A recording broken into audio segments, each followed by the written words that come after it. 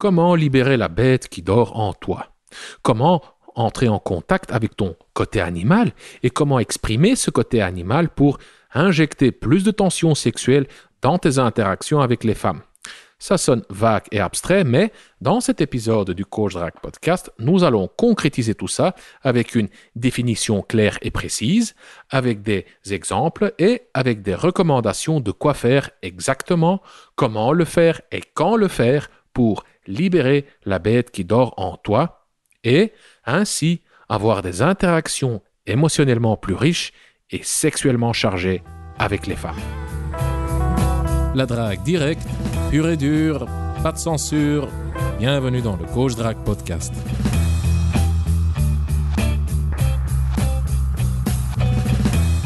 Bonjour mon cher Roby. Salut Consti et salut à tous. Tu es en forme aujourd'hui ou pas? Écoute, ça va, j'ai pris le soleil toute l'après-midi, ça faisait un petit temps, donc je fais le plein de vitamine D et voilà, donc je me suis mis à mon PC, branché mon micro et voilà, je suis prêt pour ce podcast qui t'a plus inspiré que moi visiblement.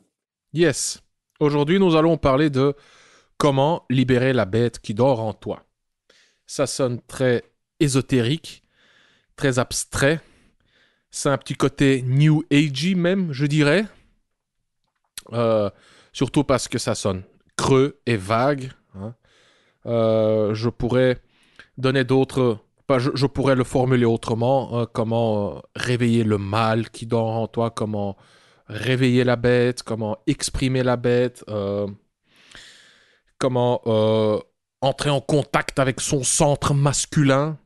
Toutes ces choses qui ne veulent rien dire. Et entre nous, Roby, et entre nous, chers auditeurs, j'aime pas ce genre de communication parce que c'est trop flou, c'est trop vague. C'est ce genre de communication qu'utilisent les clairvoyants, les astrologues, tout ce qui est cold reading, comme on dit. Et ça s'appelle l'effet Barnum. Hein, B-A-R-N de Nico U-M, Barnum. Et ça veut dire tout simplement utiliser un langage vague et l'autre s'y reconnaît parce que notre cerveau est une machine qui cherche des patterns et quand notre cerveau entre en contact avec des patterns qui ne sont pas complets, le cerveau va les compléter, va les remplir, va boucher les trous. Et donc quand un clairvoyant te raconte des trucs vagues, eh ben surtout si tu y crois, eh ben, tu vas juste chercher à confirmer ce qu'il te raconte. Et c'est pour ça que j'aime pas cette genre de communication vague. Parce que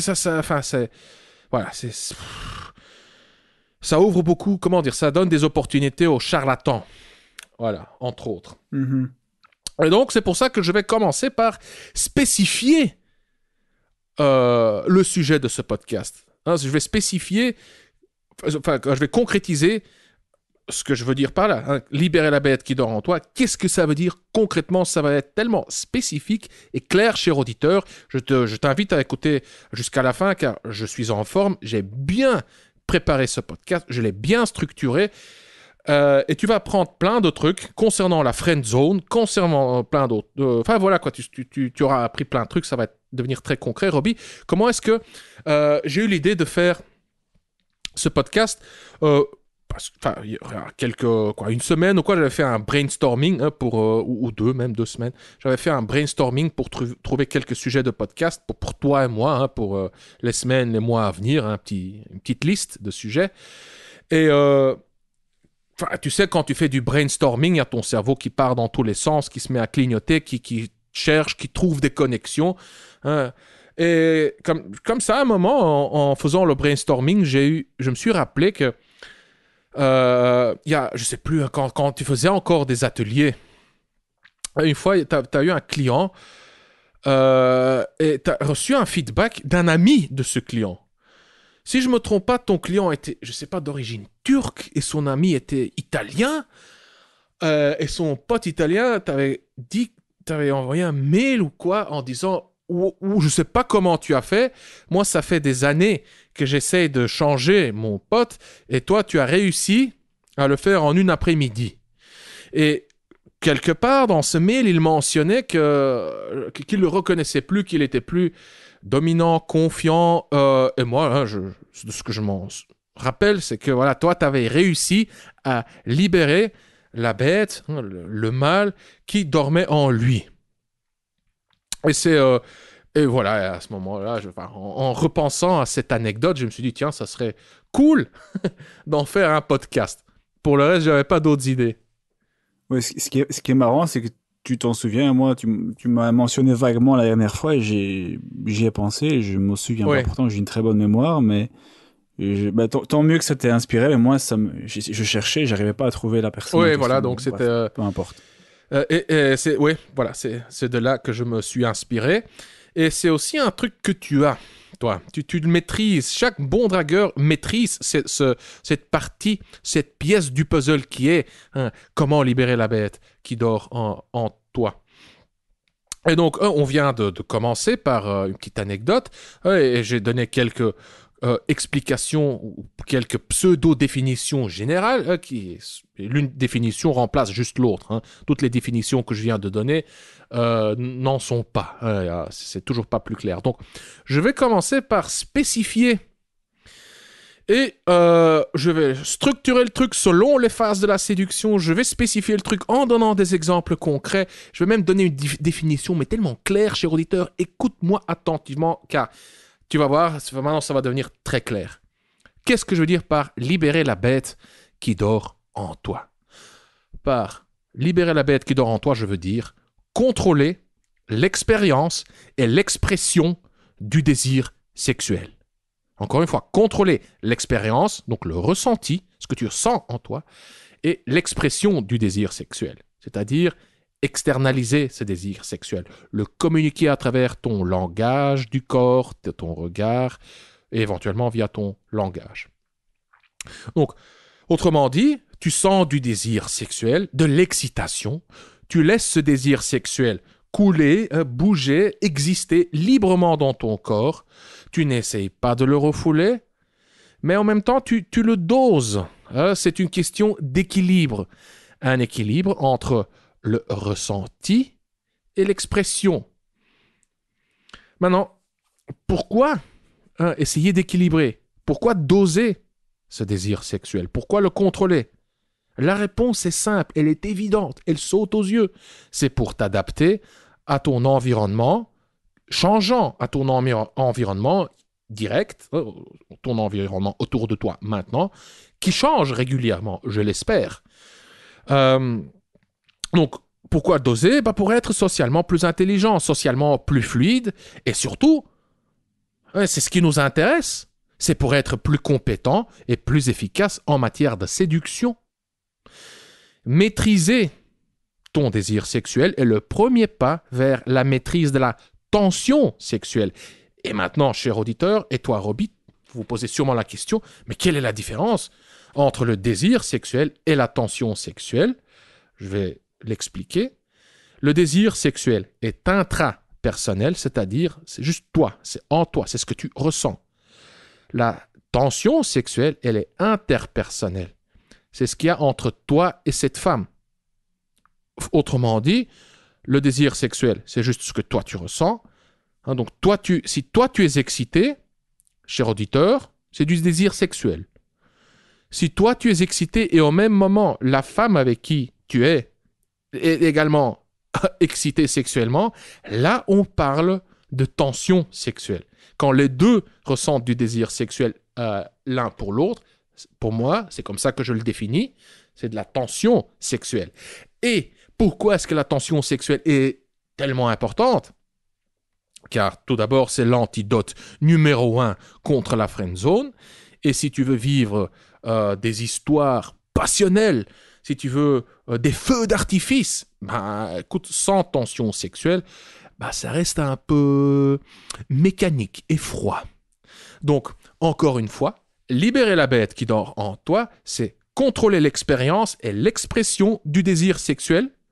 Pourquoi? Pour t'adapter à ton environnement changeant, pour être donc socialement plus intelligent, plus fluide et pour être plus compétent en matière de séduction. Et ici, je vais donner quelques exemples pour illustrer l'importance de ce contrôle, de cet équilibre entre l'expression et entre l'expérience, le ressenti d'une part, et l'expression de ce désir sexuel d'autre part. Et pourquoi justement ce dosage, ce contrôle est si important? Imagine, tu es au boulot et tu travailles dans un bureau ouvert, un espace ouvert où il y a plusieurs bureaux, avec des ordinateurs, et voilà, un endroit, un espace où les membres de l'équipe peuvent se voir et peuvent interagir les uns avec les autres librement. C'est relativement efficace comme configuration, car si tu as besoin d'un truc, bah, tu lèves la tête et tu cries « Hey Jean, hey Philippe, hey Sophie », enfin bref. Mais dans un tel contexte, tu vas quand même pas te lever pour renifler les cheveux d'une collègue, pour lui prendre la nuque, pour la tirer vers toi et pour l'embrasser passionnément. Si tu fais ça, bah, ça risque de déclencher des frictions et un sacré malaise au sein de l'équipe.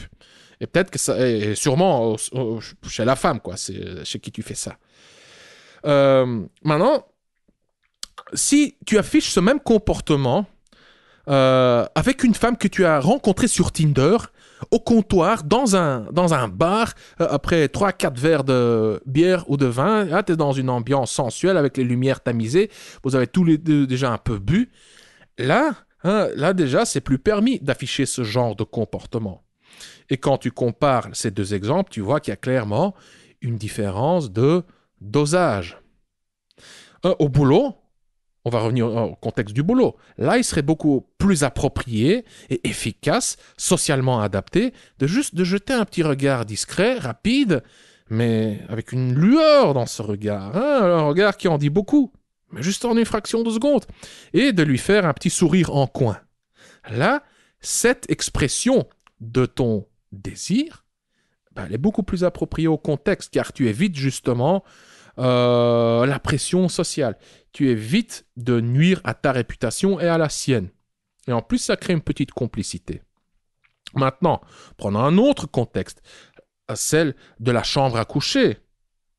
Après le rendez-vous avec cette femme que tu as rencontrée sur Tinder, dans la chambre à coucher, quand elle respire rapidement, quand elle te regarde avec une lueur, avec un désir dans les yeux, et quand elle se mord les lèvres, quand elle te tend sa poitrine comme ça, quand elle courbe le dos, bah, tu vas pas lui lancer un petit regard discret avec un petit sourire en coin. Là, tu peux te lâcher entièrement. Tu peux ressentir et exprimer librement ton désir sexuel. Je dirais même que tu devrais, dans ce contexte-là, amplifier ton désir sexuel via ton comportement. Tu te rapproches d'elle, tu la serres des hanches, tu la colles contre toi, tu la soulèves et tu la plaques contre le mur, par exemple. Là, c'est un comportement beaucoup plus approprié et efficace dans ce contexte spécifique de la chambre à coucher. Encore une fois, lâcher la bête qui dort en toi, c'est contrôler l'expérience, le ressenti et l'expression du désir sexuel. Maintenant, on va parler des problèmes. Parce que, tu sais, avec les emails qu'on reçoit, les podcasts qu'on fait, les commentaires qu'on reçoit sur YouTube, et aussi juste avec les clients, c'est quand même un problème récurrent. Quand les problèmes ont des problèmes, quand les hommes ont des problèmes à lâcher la bête qui dort en eux, ces problèmes se situent au niveau de l'expérience, du ressenti et de l'expression. C'est pour ça que cette définition est tellement, j'en suis fier de cette définition, car elle permet aussi de faire un diagnostic très précis, d'identifier exactement où se situe le problème.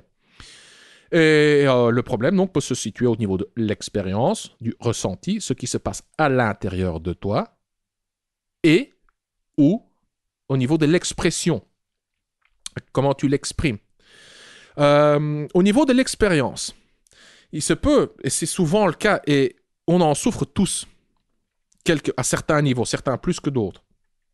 Au niveau de l'expérience, du ressenti, le désir sexuel pourrait déclencher des pensées et des émotions négatives. Comme, par exemple, tu vois une belle femme et c'est plus fort que toi, ta réaction instinctive est tu ressens ce désir sexuel, hein, tu ressens un peu cette pulsion animale.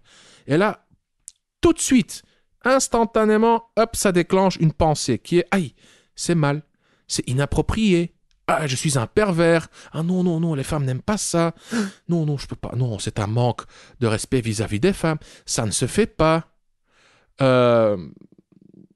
Un exemple concret, hein, dans un contexte un peu hors norme, par exemple, hein, un élève qui flash, un élève de 14-15 ans, qui en fait est en train de flasher sur sa prof de 45 ou 50 ans. Hein, c'est déjà borderline, quoi. Ça pourrait être mal vu, tandis que en soi, c'est juste, comment dire, nous sommes des humains et les humains sont des animaux.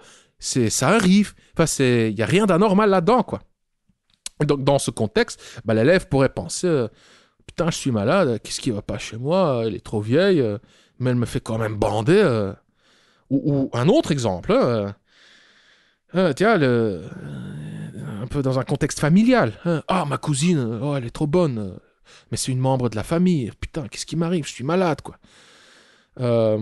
Ou bien encore un autre exemple, le mec de 50 ans qui voit une jolie femme de 20 ans ou moins, de 19, 18 ans, elle est majeure, mais c'est quand même limite, ça reste quelque part encore une enfant, quoi. Hein. Donc là, le mec, il se dit, ouais, non, elle me plaît, mais ouais, ce qui cloche chez moi, quoi. Pourquoi j'aime pas les femmes de mon âge? Oui, parce que les femmes de ton âge sont vieilles, ridées et moches. En général, il y a des exceptions, mais d'un point de vue purement biologique, c'est normal. Les femmes les jeunes femmes, elles sont jeunes, elles sont fertiles, elles sont fit, hein, comme on dit. Enfin, comme on dit dans la biologie évolutionniste.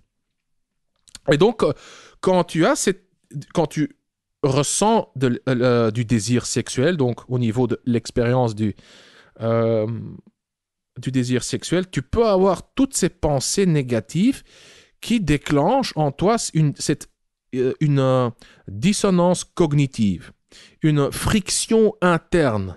Hein, tu te sens divisé à l'intérieur. D'une part, il y a tes émotions qui disent « c'est bon », et d'autre part, tes pensées qui disent « aïe, aïe, aïe, aïe, aïe, non, ne le fais pas ».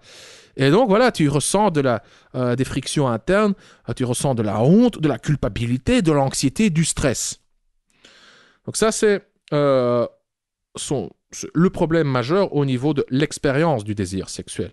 Mais il y a aussi un problème, on peut avoir des problèmes, rencontrer des problèmes au niveau de l'expression du désir sexuel. Par exemple, tu es en rendez-vous avec une femme, hein, au niveau de l'expérience, tu te sens un peu mal à l'aise de ressentir ce désir sexuel, et donc tu vas essayer de le refouler. Donc au niveau de l'expression, c'est tu te retiens, tu essaies de refouler ton désir, hein, justement suite souvent à un sentiment de culpabilité. Tu retiens ton expression par peur d'être mal perçu par ton environnement, par cette femme en question. Tu as peur d'être rejeté. Et je dirais que se retenir, au niveau de l'expression, c'est un des problèmes les plus courants des mecs lors du rendez-vous. C'est que ils n'arrivent juste pas à exprimer leur désir sexuel de manière dosée, de manière adaptée, pour instaurer de la tension sexuelle entre lui et la femme.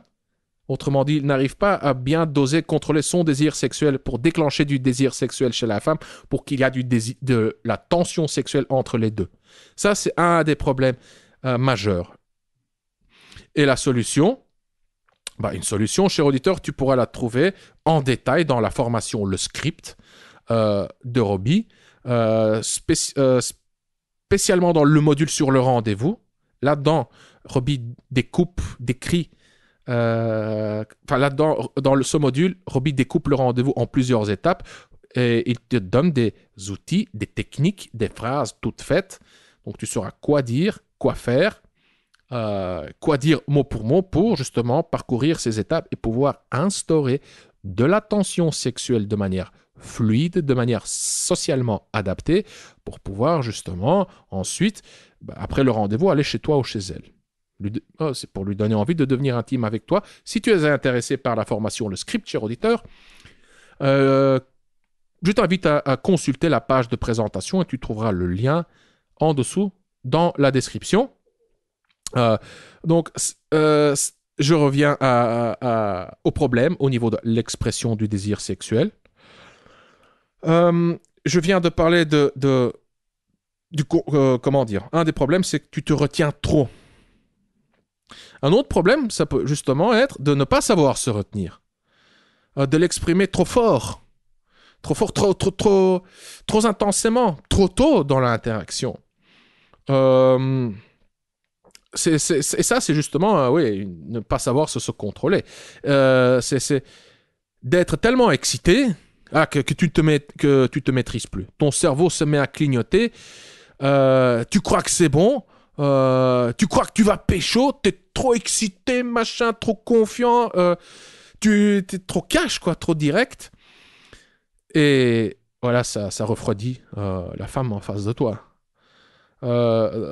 Encore une fois, c'est une question de dosage. Ici, comme je l'explique, faut surtout le voir, le vivre pour savoir ce que c'est un bon dosage. Un autre problème, c'est... Donc, on en a déjà eu deux au niveau de l'expression. Se retenir, donc trop peu, ou bien ne pas savoir se retenir. Trop d'expression. Mais un autre problème, c'est de ne pas savoir comment l'exprimer. Et je me rappelle récemment, j'ai vécu une petite histoire comme ça. J'ai juste vu un truc, observé du coin de l'œil, une scène qu'on voit, je pense, souvent dans les grandes villes, dans les transports en commun dans les grandes villes. Bruxelles, Paris. C'était un mec, et je crois qu'il avait plus de 40 ans, ou 45, 50, je sais pas. Et il y avait une jeune fille, disons entre 18 et 22 ou quoi. Et il l'a dévoré du regard. Mais il avait aucune gêne. Il la regardait comme si c'était juste du gibier. Il la matait de haut en bas, de la tête aux pieds. Il a presque le menton qui tombait comme dans les dessins animés de Tom et Jerry, tu vois. Il bavait presque. Et tu voyais vraiment c'était même plus que du désir. C'est comme s'il voyait la femme un peu comme une possession, comme un objet. Il y avait comme ça aussi une sorte de pouvoir dans son regard. Mais c'était mélangé, il y avait du désir, du pouvoir et une anxiété. Genre, je suis supérieur à toi, je te possède, je te maîtrise, je veux bien, mais je sais pas comment. Enfin, tu vois que son cerveau était juste en train de flipper, quoi. Et ça, clairement, bon, à mon humble avis, c'est juste déplacé. C'est ne pas savoir doser, c'est ne pas savoir s'adapter à la situation. Il aurait mieux fait juste de se retenir, de diminuer le volume en termes d'expression, de 7, 8, 9 à 1 ou 2, d'attendre ce qu'elle descende ou quoi, et de descendre avec et de l'aborder de manière directe sur le quai en étant beaucoup plus doux, en se retenant plus, en disant écoute, je t'ai vu, ça va te sembler bizarre ou voire inapproprié, mais je voulais t'aborder car, et puis, je te trouve, je t'ai remarqué, je te trouve attirante, jolie, bref. Et puis juste se manger le râteau, quoi, au lieu d'être là en train de baver comme un pervers, quoi. Même moi, tu vois, je crois que je suis plus tolérant que la moyenne, que je m'y connais un petit peu plus, mais même moi, je trouvais ça juste déplacé, genre, allez. Ouais, bref, voilà. Mais donc, dans les deux cas, au niveau de l'expérience et au niveau de l'expression, quand ça ne va pas, c'est une question de dosage, tout simplement. Et, ou bien il n'y en a pas assez, ou bien il y en a trop. Voilà.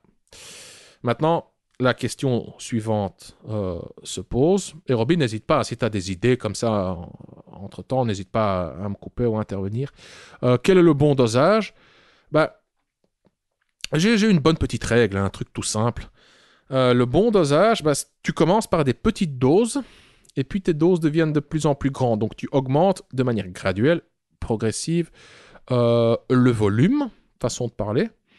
Et tu peux te baser juste sur les phases de la séduction, tout en respectant les phases de la séduction. Donc, quand tu l'approches, ton désir sexuel, ton ressenti peut être, je dirais même tu peux laisser couler librement. Hein. Tu peux être excité, je sais pas moi, 4, 5, 6, 7 sur 10, mais c'est surtout au niveau de l'expression que tu devrais un peu diminuer le volume. Donc au niveau de l'approche, ça veut dire un petit regard, un regard prolongé, la regarder un petit peu plus longtemps dans les yeux que ce qui se fait normalement. Hein, donc avec une personne, avec une connaissance, un collègue ou un pote, tu te regardes quoi entre, je sais pas moi, j'ai oublié les statistiques, hein, il y a des études qui ont été faites là-dessus. Moi, je dirais entre 30 et 50%. Hein. Tu papotes, tu regardes dans les yeux, puis tu regardes à côté, puis de nouveau un peu dans les yeux, puis tiens. Mais là, tu peux juste maintenir le regard une fraction de seconde, une seconde, même quelques secondes plus longtemps. Éventuellement, je dis, selon la situation. Un petit contact physique subtil prolongé. Quand tu lui serres la main, par exemple, tu tiens sa main genre une demi-seconde, une seconde plus longtemps, et quand elle te lâche la main, tu la caresses ou quoi. Mais subtilement, légèrement, même que ça passe sous le radar. Et au niveau lors de l'approche, tu peux aussi tester, tu peux jouer avec la proxémie, c'est-à-dire la distance interpersonnelle, la distance physique entre toi et elle. Et donc, lors de l'approche, tu peux tester la frontière entre sa zone sociale et sa zone personnelle. Je dirais que sa zone sociale, je vais laisser un lien dans la description, hein, un lien vers un article sur Wikipédia qui parle de la proxémie et des différentes distances, des différentes zones. Hein. Tu as la zone sociale, la zone personnelle et la zone intime. Quand je dis la zone sociale, disons que c'est entre 2 et 1 mètre, et la zone personnelle, c'est en dessous d'un mètre. La zone personnelle, c'est disons entre 1 mètre et un demi-mètre, quoi. Grosso modo. Hein. Mais faut pas se mettre à calculer. Il faut pas se mettre à calculer hein, lors de ton interaction. Tu devrais le ressentir. Ça devrait être un truc intuitif. Mais pour le comprendre rationnellement, c'est intéressant d'avoir quelques distances concrètes en termes de mètres et centimètres. Donc lors de l'approche, c'est ça. Il y a le regard et éventuellement un contact physique subtil prolongé. Et au niveau de proxémie, tu te rapproches juste subtilement pour voir si elle fait un pas en avant ou si elle fait un pas en arrière. Tu te rapproches subtilement juste pour sentir s'il y a un truc qui monte ou s'il y a un truc qui descend. Pour sentir s'il y a un truc qui bloque ou justement pas. S'il y a cette tension qui se crée. Là, l'étape suivante, on va dire que c'est celle du rendez-vous pour simplifier. Lors du rendez-vous, là, déjà, tu peux te permettre un regard plus prolongé, plus langoureux, avec plus de lueur. Et là aussi, tu peux tu peux lui faire entendre via ta voix. Tu peux baisser un peu le ton et avoir une voix un peu plus chaleureuse, plus basse. Là, lors du rendez-vous, le contact physique peut être déjà un peu plus intime, plus répété. Lui toucher l'avant-bras, le bas du dos, le bras, de manière répétée. Tu fais de manière douce, plus intime. C'est très important, surtout que ce soit temporaire, éphémère. Ce sont des touchés, ça ne va pas durer. Hein. De nouveau, dans le module sur le rendez-vous, dans le script, tu donnes un exemple concret avec le massage, le massage des mains, comment tu t'y prends pour faire exploser la tension sexuelle. Oui, une façon d'initier le contact physique. Ouais.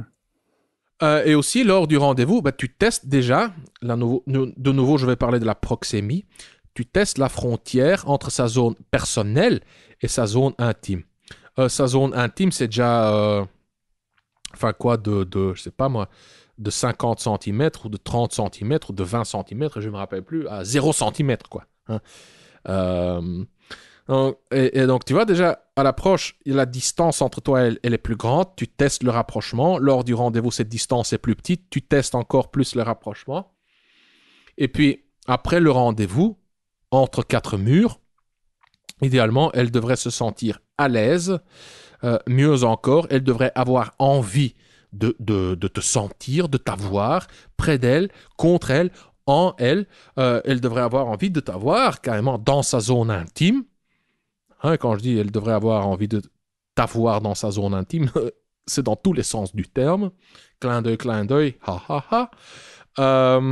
Mais bon, déjà, pour en arriver là, elle devrait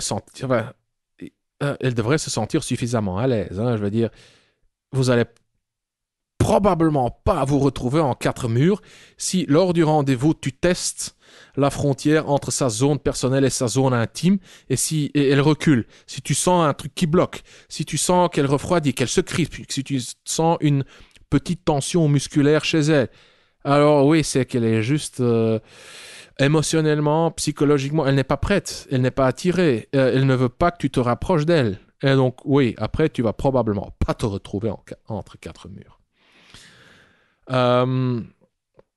Maintenant, quelle est la solution à ces problèmes? Alors, je vais parler des problèmes au niveau de l'expérience et au niveau de l'expression. Robbie, souviens-toi, je vais citer un des anciens dragueurs américains, un gourou, un expert en séduction qui nous a inspiré beaucoup à l'époque. Tu te rappelles de 60 Years of Challenge? Ouais, tout à fait, ouais. Tout à fait, ouais. Et pour moi, à l'époque, il avait des concepts très innovateurs, hein, qui en soi très simple en même temps. Ouais, mais qui en fait ne le sont pas, mais c'est juste, quand tu les lis, ah bah t'as le déclic, tu te dis, mais bordel, pourquoi est-ce que je n'y ai pas pensé? Une première solution, c'est justement, c'est ce qu'il lui il appelle risk creepy. Risk creepy, donc tu risques le creepy, comme on dit en anglais. Creepy, comment on pourrait traduire creepy? Bizarre, pervers, enfin je sais pas. Un peu, ouais, pas pervers, mais bizarre, un peu, ouais, un peu la main qui transpire sous la table, quoi, le petit côté, Ouais, tu vois, le c'est petit ça. côté, ouais. Ouais. J'arrive pas à deviner, j'arrive pas à donner le mot français exact, mais j'ai lu une étude là-dessus où ils essaient d'objectiver le sentiment de creepiness Ah ouais. ouais, ils expliquaient un petit peu comment est-ce que les gens étaient perçus. Donc oui, j'ai pas le mot français, mais disons bizarre, ouais, disons bizarre. Ouais. Mais donc c'est ça. C'est justement d'accepter que tu pourrais être perçu comme ça, mais c'est quand même de prendre le risque. Ouais. Bon, ça peut sonner facile comme ça en théorie, car en réalité, lors du rendez-vous, bah, tu vas chier dans ton froc, tu vas sentir le malaise. Mais c'est de te dire quand même, écoute, je teste. J'essaye. Je prends le risque d'être perçu comme un mec creepy. Mhm. Pour les dragueurs avancés, c'est pas d'actualité. Ça s'applique pas parce qu'eux, ils savent. Hein, ils savent. En général, ils ne devraient pas avoir trop de problèmes à doser l'expérience et l'expression de leur désir sexuel. Mais c'est surtout pour, disons, les novices. Eux, ils devraient prendre ce risque juste pour le vivre, juste pour apprendre à leur cerveau mammifère et à leur cerveau reptilien que c'est pas mortel. Oui, tu vas être perçu, tu risques d'être perçu comme un mec bizarre, mais il faut passer par là pour justement apprendre à doser le truc. Et justement pour apprendre à ton cerveau que, écoute, tu vas pas en mourir. Hein. Et en même temps, tu pourrais même ressentir un sentiment de triomphe, un sentiment d'euphorie, car tu as eu une petite victoire personnelle. Tu vas peut-être te dire, putain, j'ai osé, putain, je l'ai fait, j'ai réussi. Oh, ok, ça n'a rien donné, mais je suis tellement content d'avoir enfin osé. Donc ça, c'est juste c'est une petite mantra, genre je le fais ou je le fais pas. Quand t'es pas expérimenté, dis-toi je le fais, juste pour accumuler de l'expérience. Risque creepy. Une deuxième solution, c'est un autre mantra, une autre croyance qui est la suivante, qui vient également de 60 Years of Challenge. Escalation is attractive.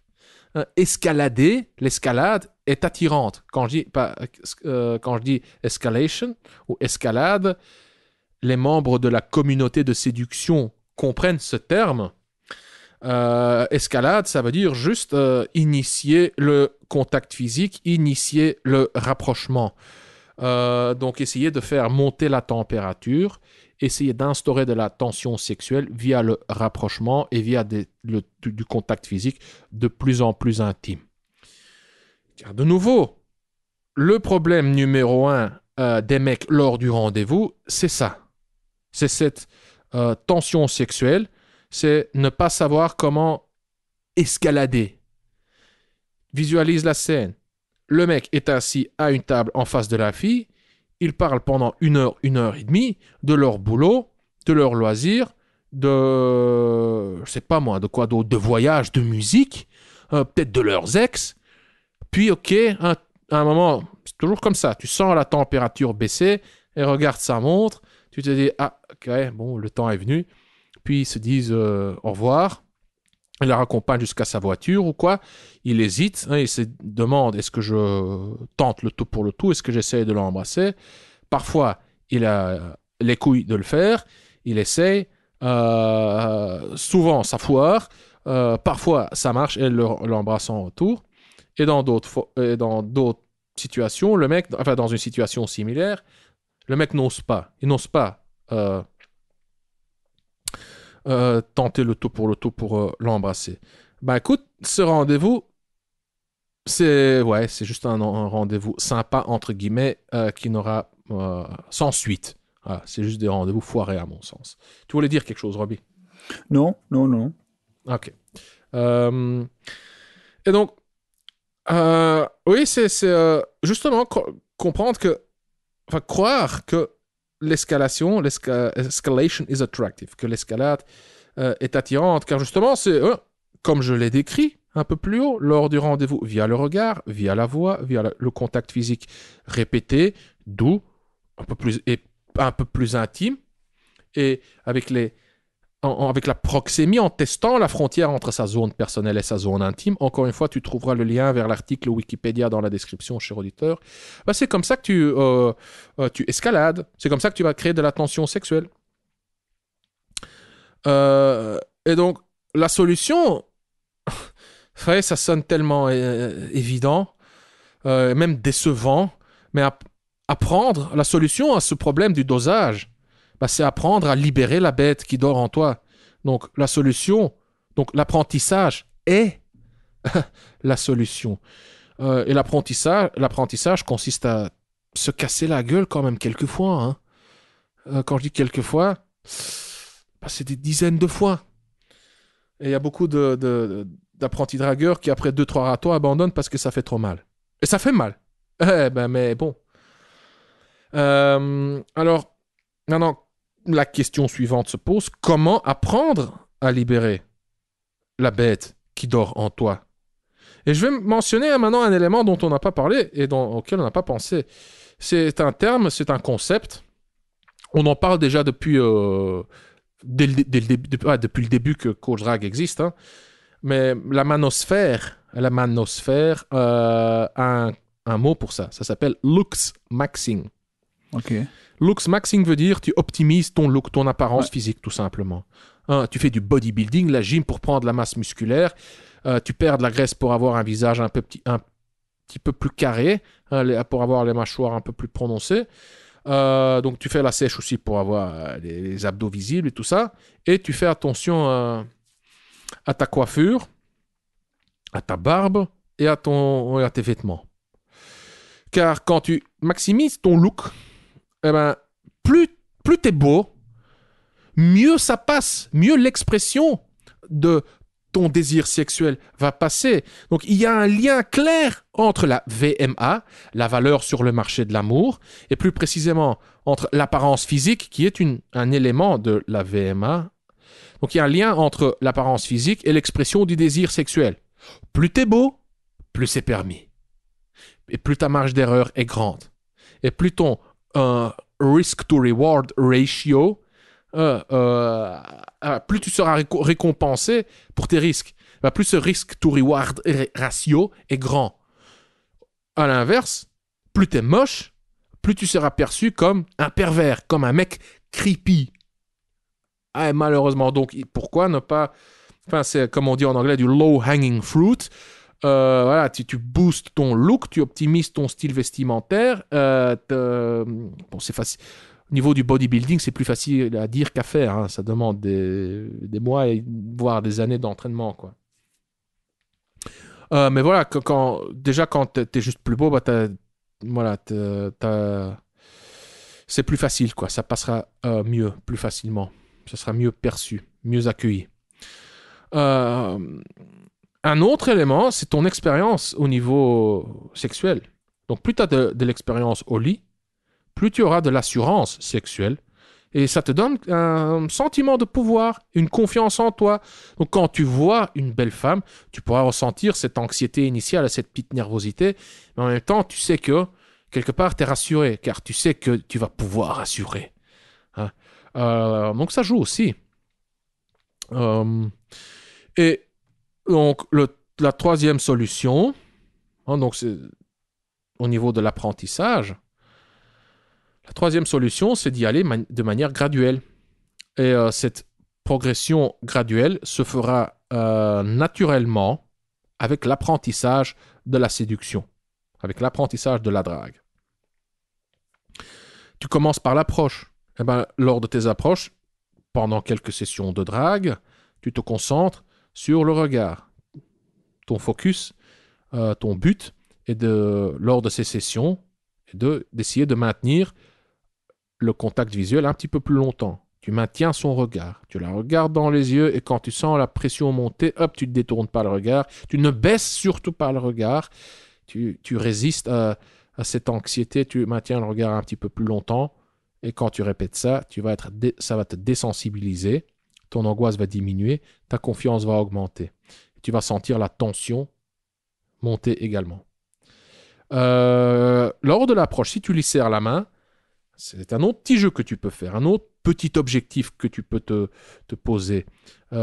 Si tu lui serres la main et tu lui tiens la main un petit peu plus longtemps que d'habitude. Ce sont des idées. Lors du rendez-vous, bah, tu peux essayer de briser le schéma des rendez-vous sympathiques comme je viens de décrire avant. Tu essayes tu évites ou tu essayes d'éviter le rendez-où où tu es assis en face d'elle et où vous parlez de la pluie, du beau temps et au job, etc. Mais tu essayes, tu fixes tes rendez-vous dans des bars avec des comptoirs ou des sofas ou les deux. Enfin, les deux, tu utilises qu'un des deux. Et tu choisis juste des environnements, des configurations, donc un comptoir ou des sofas, car ces éléments te permettent de te rapprocher d'elle. Donc, lors de ton rendez-vous, par exemple, tu pourrais te fixer comme objectif d'essayer de te rapprocher d'elle, de jouer avec la proxémie. Au comptoir, tu te mets près d'elle, hein, un petit peu trop près juste, et tu vois ce que ça donne. Tu ressens ce que ça donne. Tu pénètres sa zone personnelle, voire sa zone intime. Là où la distance sociale acceptable, disons de nouveau de 1 à 2 mètres ou quoi, eh ben, tu te rapproches graduellement pour pénétrer sa zone personnelle qui est allez de nouveau au pif, en demi-mètre à 1 mètre. Et puis plus les heures passent, plus l'alcool coule, bah, plus tu pénètres sa zone intime, c'est-à-dire qui est en dessous de 50 cm. C'est dans la zone la zone intime, c'est la zone dans laquelle on s'embrasse, on se murmure à l'oreille, on se caresse, etc. Encore une fois, check le lien vers l'article sur la proxémie dans la description. Et après le rendez-vous, écoute, chez toi ou chez elle ou dans un hôtel ou je ne sais où, dans une tente, en dessous d'un arbre, sur un banc, enfin bref, ben là pareil, tu inities le contact physique, tu inities le rapprochement, le contact physique, tu commences par les préliminaires et idéalement ça se termine par une intimité explosive. Voilà, moi je pense, vous voyez, j'ai fait le tour, voilà. Ouais, top. Écoute, moi je vais juste peut-être rajouter un exemple, tant qu'on est dans la catégorie exemple. C'est ce que j'ai noté.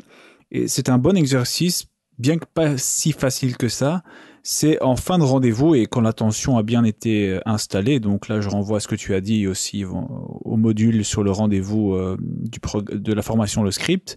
C'est de t'entraîner, même si tu connaîtras des fortunes diverses en l'essayant, à la fin du rendez-vous, sans rigoler, sans te rétracter, sans t'excuser, de lui demander de but en blanc d'aller continuer la soirée chez toi pour étendre la bonne soirée que vous venez de passer. Donc, c'est vraiment, comme tu l'as dit, sourire en coin, confiance, assertivité. Je l'avais noté en anglais parce que je suis souvent, moi, à l'étranger, je drague principalement en anglais, ça fait un peu bizarre de le dire, mais quand je note, je t'avoue que le dire en français me semble même bizarre parce que je le dis souvent en anglais, ça sonne tellement mieux, je trouve aussi en anglais, mais bon, bref. Donc, lui dire simplement, qu'est-ce que tu penserais qu'on aille continuer cette soirée chez moi pour un dernier verre et étendre ce bon moment, quelque chose comme ça, sans rigoler, pas en observant de près ou de loin sa réaction, voir si tu es prêt à te rétracter, en disant oh ben non je plaisantais, ou alors non oui c'est trop rapide pour toi, non, pas en t'excusant, pas en rigolant, et vraiment essayer de cet exercice parce que ça va vraiment te libérer. Et je sais que c'est pas facile, mais c'est un bon exercice. C'est une excellente idée car quand tu crées ce vacuum, ce vide, quand tu lâches, quand tu fais cette proposition et puis tu te tais et tu la regardes, ça crée une pression. Ça crée une pression. Ouais. Et ça en dit beaucoup. C'est très suggestif. Enfin, ça en dit, oui, ça en dit beaucoup. Donc, effectivement, c'est un excellent exercice. Car, en fait, là, tu le fais plutôt de manière verbale. Ouais. Indirecte, relative. Enfin, comment dire? Tu dis pas, viens, on va prendre un verre et on va voir si le courant passe et je vais essayer de te niquer. C'est plat, c'est inadapté, mais la façon dont toi tu le dis, c'est suffisant. Allez, voilà. Bref, j'arrive pas à c'est dire un exactement exercice. ce que je ressens. Ouais. C'est un exercice parmi tant d'autres, tout comme tu l'as mentionné aussi, la culture d'être direct. Donc, bien sûr, se contenir, s'il ne s'agit pas de dire tout ce qui se passe par l'esprit, parce que ça peut parfois être inapproprié, mais exprimer ton désir, ton intérêt. Donc, typiquement, quand tu vois une fille en rue, dans un bar, dans un magasin, c'est vraiment lui demander l'heure ou tourner autour du pot, c'est vraiment... Même si c'est compliqué, même si ça sera plus facile si ta valeur sur le marché de l'amour, si ton physique est plus élevé, si ta valeur est plus élevée, si tu as un meilleur physique, ça marchera peut-être bien sûr mieux. Mais en tout cas, moi j'ai commencé comme ça il y a 15 ans et c'est ce qui m'a formé. Après, tu évolues.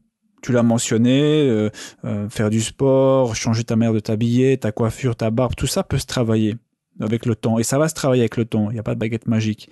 Mais cette culture du direct, qui va vraiment libérer cette bête qui est en toi, façon de parler, elle passe aussi par cette habitude du direct.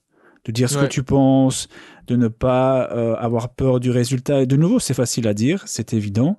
Mais vraiment, je peux aujourd'hui le dire, c'est quelque chose que tu cultives et à la fin, tu n'en as plus rien à foutre.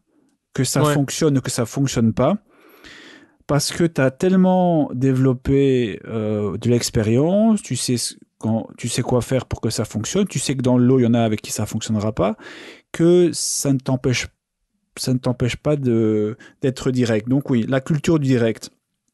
Et ensuite, plus globalement, comment est-ce que moi, personnellement, quand j'ai dû analyser ça et écrire, comment est-ce que j'ai développé, comment j'ai libéré cette bête qui est en moi, je pense quand même qu'un tout petit peu, même 20-30%, il y a aussi une part de personnalité. J'ai des amis qui on s'est connus en même temps, qui étaient aussi à la recherche d'amélioration.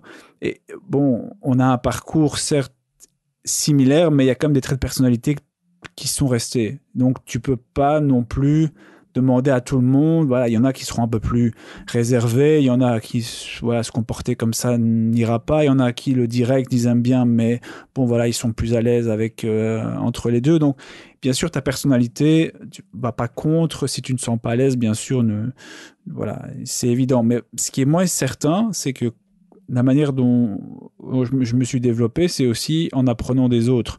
Souviens-toi de notre ami, je ne vais pas dire son prénom, mais d'origine albanaise, Ouais. qui avait, moi j'avais quel âge? J'avais 18-19 ans, lui avait 40 ans.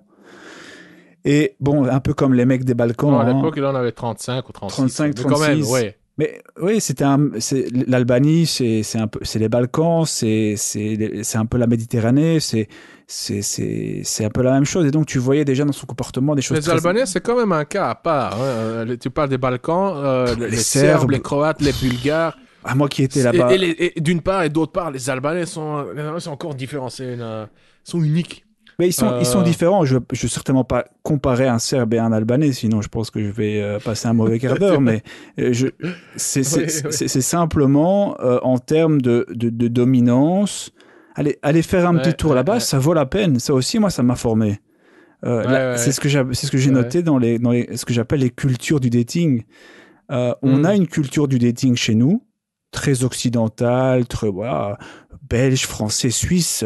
C'est un peu la même chose. On est un peu dans le même moule. Il y a des différences, bien sûr, mais il n'y a pas d'énormes différences entre les hommes et les femmes d'un point de vue comportemental. Par contre, quand tu vas chez les femmes, par exemple, sud-américaines, ou si tu vas, par exemple, à l'Est, là, tu vas voir déjà que, bon, génétiquement, les différences sont accrues, mais aussi du comportement, de la culture du dating. Et chez les hommes, c'est la même chose. Et moi, ça m'a beaucoup aidé d'observer, d'aller dans des pays différents et d'observer une culture du dating qui est différente, voir comment les hommes se comportent avec leurs femmes. C'est assez marrant, mais j'ai discuté avec des mecs étrangers et en fait, ce qui était marrant, c'est le terme qu'ils employaient, c'est je sais comment fonctionnent nos femmes, je sais comment ça fonctionne avec nos femmes. Et c'est vrai que c'est assez marrant de voir qu'il y a une culture du dating qui est là. Et moi, déjà à l'époque, quand j'avais 18-19 ans, il y avait des mecs comme notre ami, Attention, hein, comme Kamal, comme Kerian, je ne sais pas les noms qu'il y a, non, non. Bref, en plus son nom est tellement original qu'on le reconnaîtrait. Mais bon, bref, et c'est vrai que ces gens-là m'ont formé. Donc voilà, une drague plus, enfin, en tout cas moins inspirée. Il y a des choses que je n'aimais pas, et donc je les ai fortement pas intégrées, parce que pour l'intégrer, il faut que tu l'apprécies. Mais une drague plus dominante, plus agressive, entre guillemets, quand j'entends agressive dans le sens assertif. Pas bien sûr ouais, agressif, ouais, ouais. pas le côté négatif. Euh, quand je discute aussi avec des filles, ça c'est aussi important à savoir, des filles, par exemple, pour le moment, il y a énormément de filles du Liban. Je ne sais pas si c'est lié lié ou pas à ce qui s'est passé à Beyrouth, mais il y a énormément de filles, mais elles sont magnifiques, hein, elles sont éduquées, elles sont magnifiques, elles sont féminines.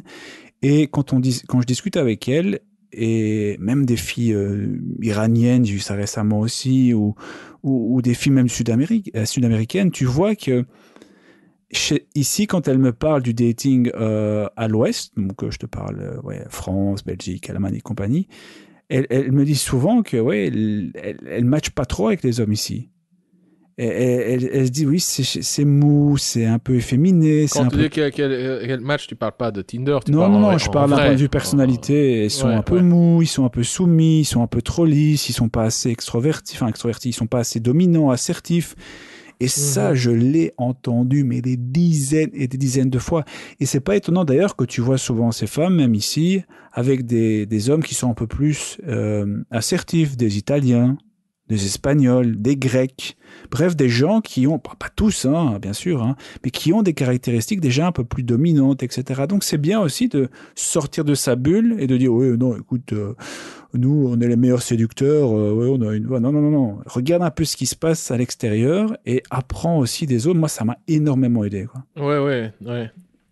Donc, Ouais, car on est les meilleurs séducteurs. Non, non, je dirais même c'est l'inverse, qu'on est les pires. Sinon, on s'intéresserait pas à ça. Quand t'es bon en quelque chose, ouais, non, mais déjà, un, t'es plus modeste. Et de deux, ouais, tu vas pas chercher des infos. Et si tu en cherches, bah, c'est que t'as déjà parcouru t'as eu tout un parcours. Enfin bref. Désolé, ouais, je t'ai non, moi, coupé. Je voulais c'était. dire encore un truc tout con auquel j'ai pas pensé. Peut-être que le niveau de testostérone joue aussi un rôle, hein. Écoute, sûrement, Ouais, hein. certainement. Ça, ouais. Oh, sûrement. Écoute, quand t'as un mec qui pète la testo, la mâchoire carrée, poilue, musclée, qui a une bonne masse musculaire, qui est ambitieux, compétitif, quand tu le regardes de travers, qui est prêt à te sauter dessus pour te tabasser, pourquoi tu me regardes, etc. Oui, je pense que lui, il aura un petit peu plus facile. Mhm. À, ou pas, je sais pas, à doser ou à surdoser son désir sexuel comparé au, je sais pas moi, à l'informaticien qui fait pas de sport, qui est assis toute la journée, qui est devant un écran 12 heures par jour. Bref, ouais. Ouais. Je sais pas. C'est simpliste ce que je dis, mais... Oui, et puis c'est pas, comme tu l'as dit, c'est pas certain. Moi, je suis pas convaincu que un mec russe qui connaît son marché local du dating, qui connaît ses femmes, qui arrive en Europe de l'Ouest, va avoir le même succès. Parce que déjà, la compétition est peut-être un peu plus compliquée à l'Ouest qu'à l'Est. Parce que peut-être ce qu'il exhibe là-bas et qui fonctionne ne va pas forcément. Et je dirais même que dans certains cas, le mec qui va se retrouver ici, après avoir l'abondance, je sais pas, dans une ville à Moscou, peu importe, il va se retrouver ici, il va se dire, mais qu'est-ce que je fous ici, quoi. Son succès va diviser par 10. Parce que peut-être que son côté très dominant, assertif à souhait, même limite agressif, pourrait ne pas plaire ici parce que la culture du dating est un peu différente. Donc, c'est pour ça que je dis que c'est bien d'observer, de prendre des éléments, mais voilà, de garder un juste milieu. T'as pas envie de venir... parce que, allez, ils ont des qualités, mais ils ont aussi beaucoup de défauts. Et si tu peux prendre des qualités et essayer de gommer les défauts, bah, tu deviens extrêmement performant parce que tu peux être à la fois performant ici, avec différents types de filles. C'est, je trouve, une bonne chose de s'inspirer donc des autres personnes. Et alors, comme tu l'as dit, je pense qu'il n'y a pas de secret non plus, c'est la répétition.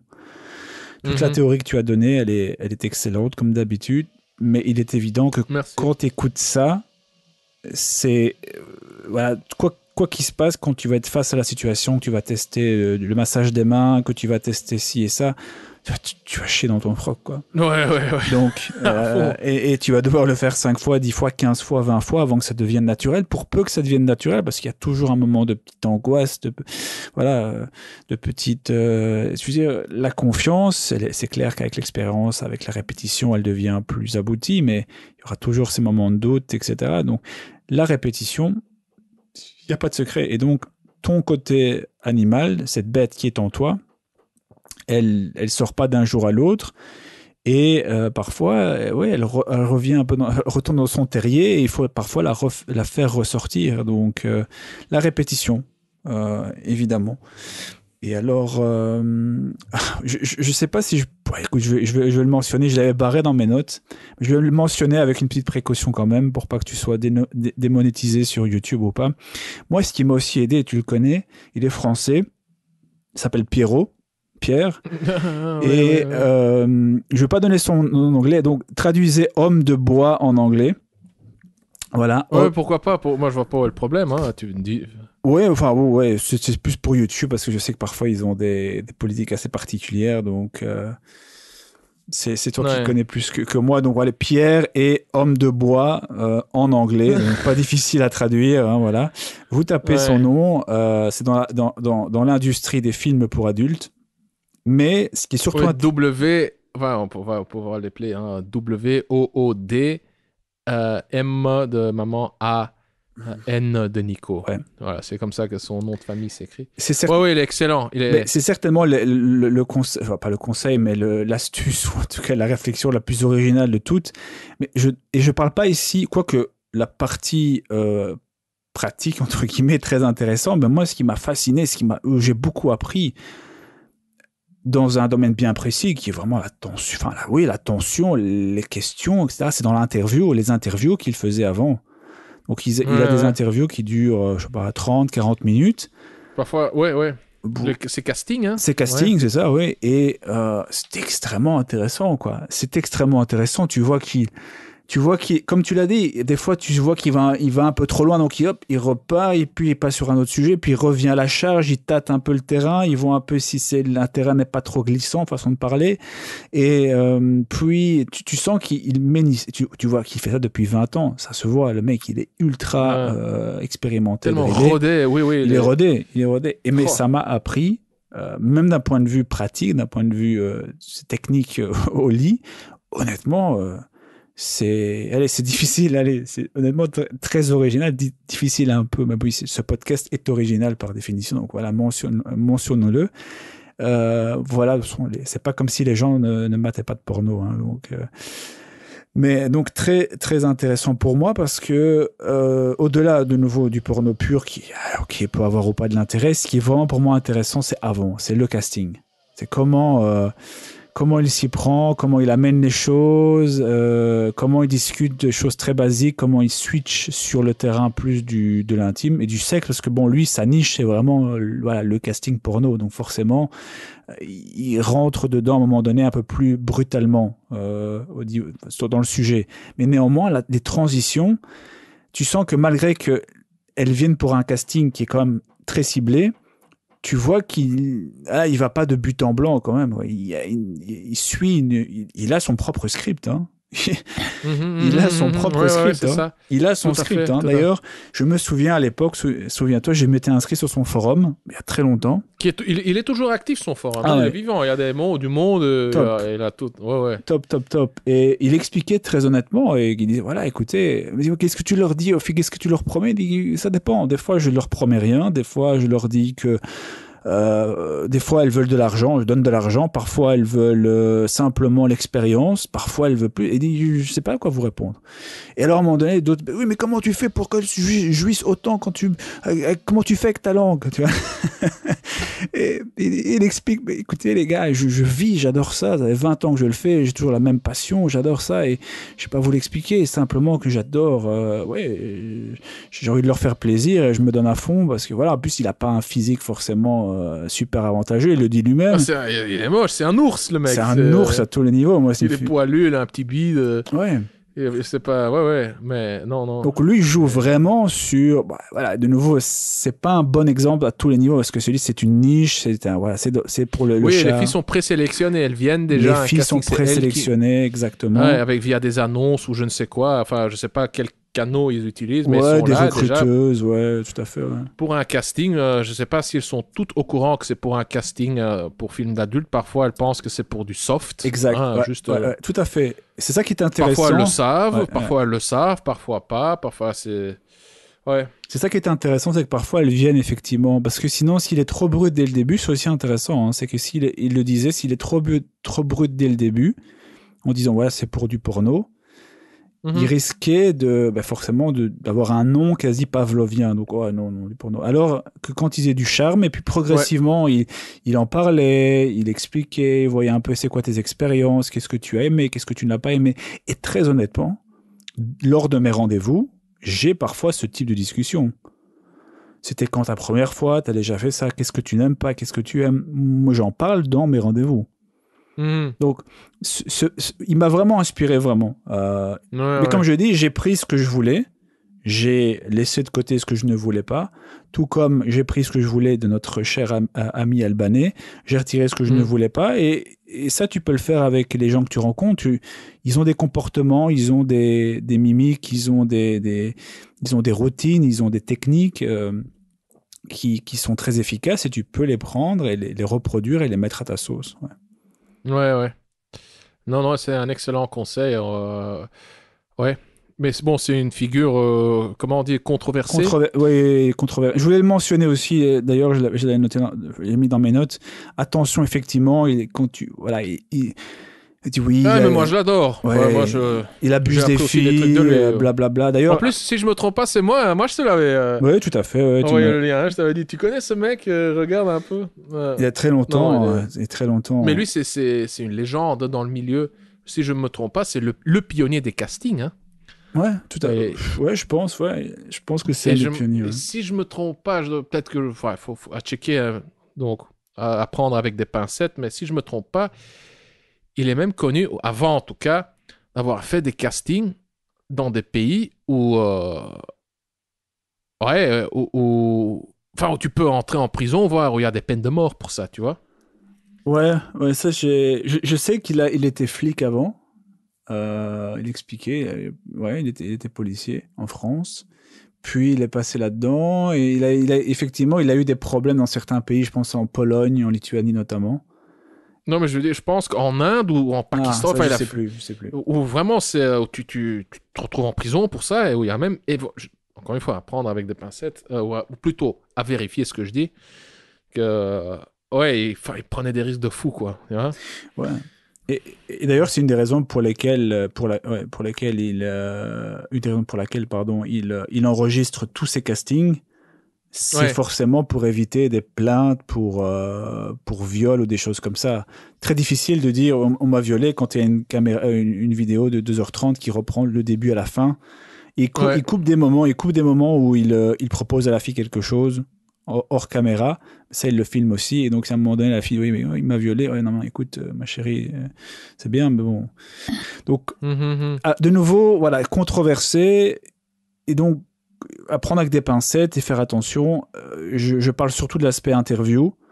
Je parle surtout du script, de la dynamique, comment l'intelligence sociale qu'il a. Le mec, il est pas con. Moi, j'ai déjà vu des interviews avec lui. Le mec, quand il parle, c'est un bon vivant.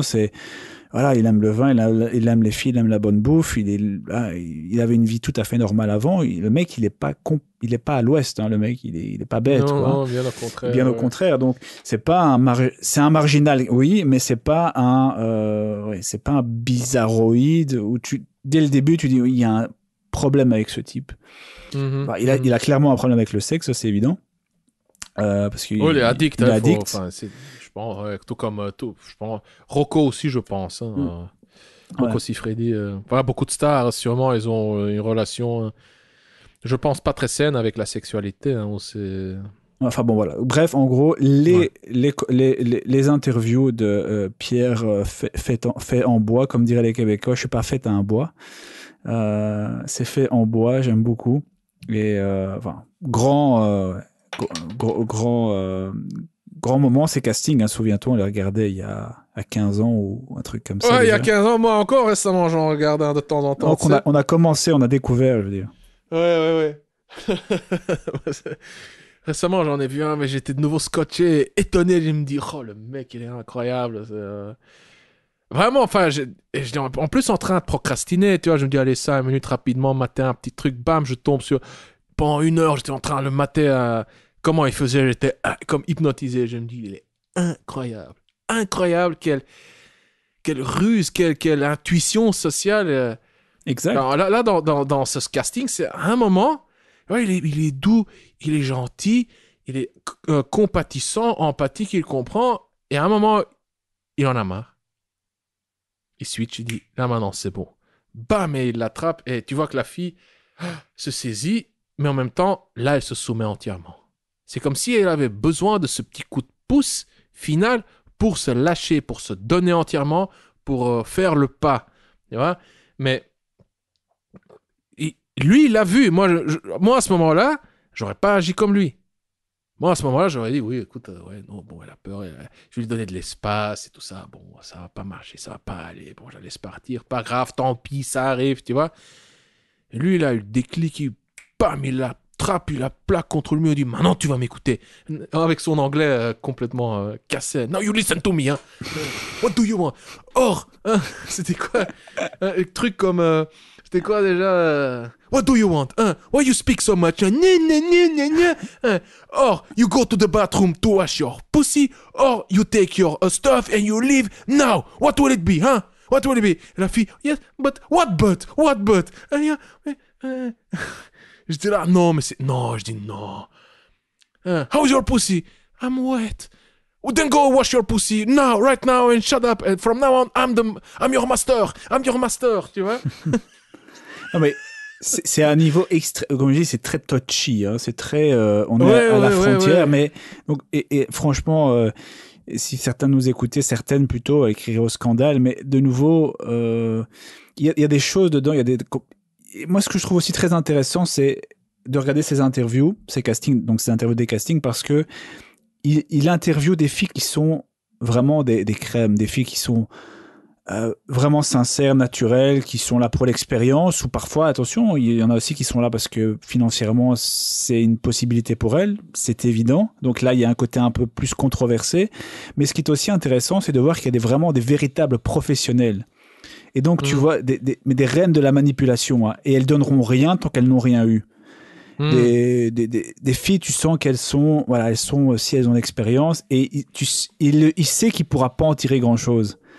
Il sait qu'il y a un jeu. Et ça, c'est aussi intéressant parce que tu sais aussi voir dans ces castings les filles qui sont vraiment naturelles, qui sont sincères et celles qui jouent des énormes jeux de manipulation.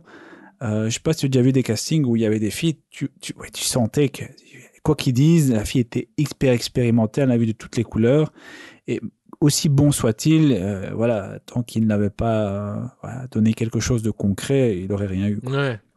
Donc voilà. Donc très intéressant aussi à ce niveau-là. Pour moi, c'est une bonne école, mais extrêmement controversée, quoi. Ouais. Voilà. Ok, parfait, Robbie. Je pense qu'on a fait le tour. Je ne sais pas si tu as encore des choses à rajouter. Non, pas du tout. Ben, on va terminer par le script, encore une fois. Je vais reparler brièvement de ta formation, Robbie, que toi tu as développée, intitulée Le script. Cher auditeur, dans le script, tu apprendras quoi dire, mot pour mot, de l'approche à la conclusion.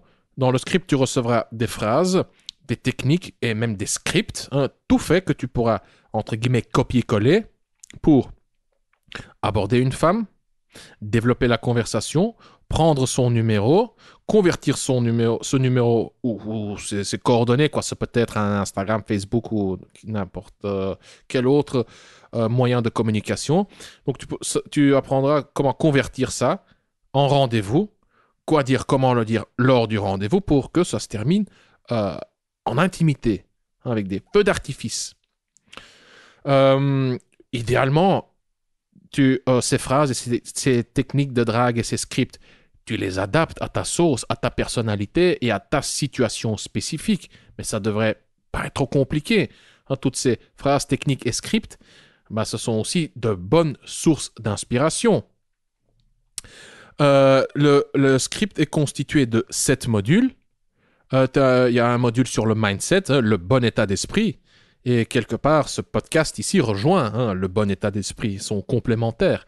Il y a un module sur la drague dans la rue, un module sur la drague en soirée, ça sera de nouveau possible, je l'espère, avec le déconfinement. Il y a le module légendaire sur le rendez-vous, dans lequel tu apprendras comment instaurer de manière fluide de la tension sexuelle. Comment passer à l'intimité, comment ramener... comment juste rentrer chez toi ou chez elle avec elle et que ce soit... Comment dire? Que ce soit pas forcé, soit pas manipulé. Tu vois, juste... Voilà, t'es au rendez-vous avec une femme, tu sais comment te comporter lors de ce rendez-vous, comment l'organiser, comment le structurer pour que toi, tu aies envie d'elle et elle a envie de toi et que vous avez juste envie de devenir intime et que vous le deveniez aussi. Tout simplement. Voilà, c'est... Qu'est-ce qu'il y a encore? Il y a les bonus, il y a ce que j'ai mentionné, le module sur le smartphone, tout ce qui est text game, tout ce qui est messagerie, comment la relancer, comment développer la conversation par message, comment proposer le rendez-vous, comment obtenir le rendez-vous. Il y a un module sur la drague en ligne avec la fameuse sauce. C'est un message gigantesque tout fait que tu peux copier-coller pour obtenir des rendez-vous avec des femmes qui ne sont pas si intéressées que ça. Ça marche pas à tous les coups, mais c'est incroyable de voir comme tu arrives quand même à faire changer d'avis des femmes qui, à la base, sont pas intéressées. Il y a encore 3 modules, sont plutôt des bonus. La drague à l'étranger, t'as avec quoi encore des comptes rendus. Ouais. Oh, qu'est-ce que je pourrais dire encore? Enfin, je sais pas. Cher auditeur, écoute, si tu es intéressé par le script, clique sur le lien dans la description pour jeter un coup d'œil à la page de présentation et comme ça, tu auras beaucoup plus d'infos sur cette formation incroyable. En fait, c'est une condensation ou c'est le condensé, je ne sais pas comment on dit, ouais. de tes... Attends, t'as quel âge maintenant? 32, 3, je sais pas. T'es vieux. Plus. Mais Ouais, non, entre 32 et 35. Ouais. Ok. Allez, dis, t'as quel âge maintenant? Ça me laisse de la marche, 34, 34. Ouais. Oh, déjà, merde. Oh là là, que ça va vite, mon vieux. Je te connais. T'avais 17 ans quand on s'est rencontrés, non? 17, 18. Ouais, j'ai commencé. Ouais, c'est ça. Donc ça va faire. Dans 2 ans, ça fera quasi 20 ans, quoi. C'est la folie, hein. Mhm. Mm. C'est dingue. Ouais. Voilà, donc c'est en fait un condensé de toute ton expérience. Enfin, pas toute ton expérience, car chaque personne expérimentée dans n'importe quel domaine sait que 80-90%, enfin 90% de l'expérience, comment dire, c'est de la répétition ou bien c'est juste du superflu. Mais je veux dire, c'est un condensé des éléments essentiels de ce que toi tu as appris. On a ici tes meilleures phrases de drague, tes meilleures techniques et scripts de drague pour chaque phase du processus de séduction.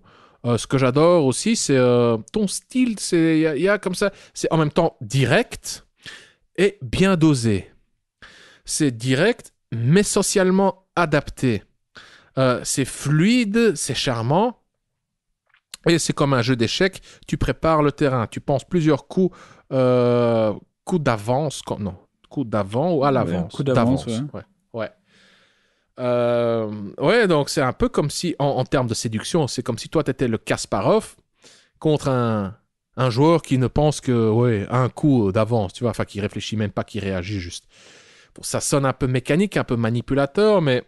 Il y a mieux que Kasparov maintenant, je pense. Il y a un Danois, Andersen, je pense. Magnussen. Magnussen, ouais, effectivement. Ouais. Oui, tout à fait. Ouais, mais maintenant, avec l'intelligence artificielle, je rigole. Ah, quoique, oui, il est meilleur, oui. Mais d'un point de vue historique et tout ce qu'ils ont accompli, je sais pas, tu sais. Ce qu'on peut aussi dire, je sais pas si tu connais Bobby Fischer.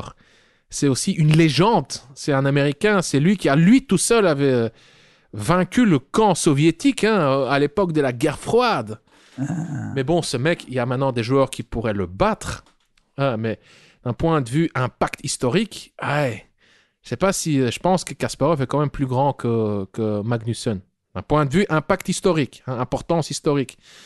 Bref, je digresse complètement, tu vois. Complètement. Mais c'est parce que... Complètement, mais c'est parce que je suis fan du jeu d'échecs. Et à l'époque, je jouais pas mal. J'ai même joué en équipe pas longtemps, quelques mois. Et puis, je te conseille la série de Queen's Gambit, alors. Ouais. Donc voilà, cher auditeur, si tu es intéressé par le script, clique sur le lien dans la description. Roby, je te remercie. Merci à toi. Cher auditeur, merci pour ton attention et on se retrouve dans le prochain épisode. Bye bye. Ciao, bye bye. Voilà, cher auditeur, nous sommes arrivés à la fin de cet épisode. Pour t'aider à mieux comprendre et à mieux maîtriser les notions du désir sexuel et de la tension sexuelle, je t'ai rajouté encore quelques liens dans la description. Dans la description, tu trouveras un e-book gratuit et encore 1 ou 2 épisodes du Coach Drague Podcast qui traitent spécifiquement du désir sexuel et de la tension sexuelle. Si tu souhaites obtenir une solution à ton problème ou une réponse à ta question, alors je t'invite à décrire ton problème ou à poser ta question en laissant un commentaire sur YouTube en dessous de n'importe quel épisode du Coach Drague Podcast. Et si tu ne l'as pas encore fait, alors abonne-toi au Coach Drague Podcast. Tu peux t'abonner sur YouTube, Spotify, SoundCloud, Apple Podcast ou via l'application que tu utilises pour écouter ce podcast. Et si tu as aimé cet épisode du Coach Drague Podcast, et si tu souhaites me remercier ou me donner un coup de pouce, voici ce que tu peux faire. Si tu m'écoutes sur YouTube, alors tu peux laisser un pouce bleu ou un commentaire. Si tu m'écoutes sur Apple Podcast, alors tu peux laisser une évaluation de 5 étoiles si tu trouves bien entendu que le podcast mérite une telle évaluation. Les évaluations, les pouces bleus et les commentaires sont importants. En tout cas, ils sont importants pour moi car ils m'encouragent, ils me motivent et ils me donnent des idées pour créer du nouveau contenu. Mais avant tout, en laissant une évaluation, un pouce bleu ou un commentaire, tu aides les mecs comme toi et moi à découvrir le Coach Drague Podcast plus facilement. Je suis Consti de CoachDrague.com. Merci d'avoir écouté le Coach Drague Podcast. On se revoit dans le prochain épisode. Bonne drague!